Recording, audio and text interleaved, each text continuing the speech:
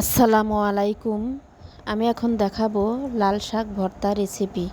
দারুণ মজার এই লাল শাক ভর্তা। আশা করি সবার ভালো লাগবে। ভালো লাগলে ভিডিওটি প্রথম থেকে শেষ পর্যন্ত দেখুন। প্রথমে শাকগুলোকে বেছে পরিষ্কার করে পানি দিয়ে কয়েকবার ধুয়ে সিদ্ধ করে নিব।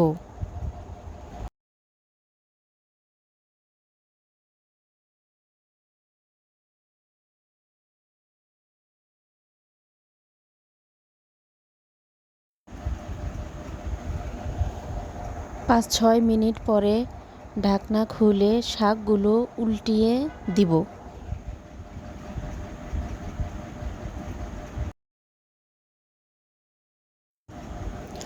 আরও ৬ মিনিট পরে ঢাকনা খুলে শাকগুলো ভালো করে পানি শুকিয়ে নিব নাড়াচাড়া করে। তারপরে সামান্য সরিষার তেল দিয়ে ভেজে নিব শাকগুলো।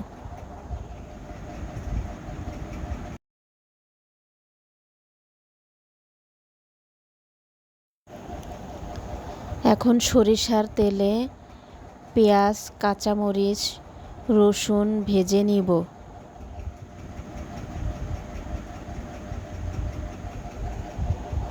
পেঁয়াজ, কাঁচামরিচ লাল লাল করে ভাজা হয়েছে। এখানে ১ চামচ সাদা কালো সরিষা দিয়ে পেঁয়াজের সাথে ভেজে নিব।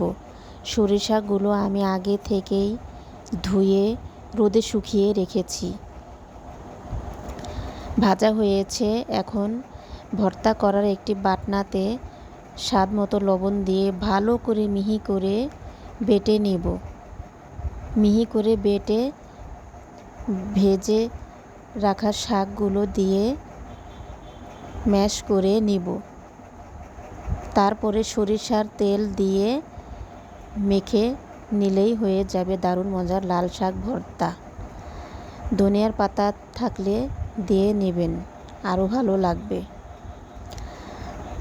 আর আমার এই রেসিপিটি যদি কারো ভালো লেগে থাকে তবে সবাই লাইক, কমেন্ট, শেয়ার এবং সাবস্ক্রাইব করবেন এবং ফেসবুক পেজটি ফলো করে পাশে থাকবেন।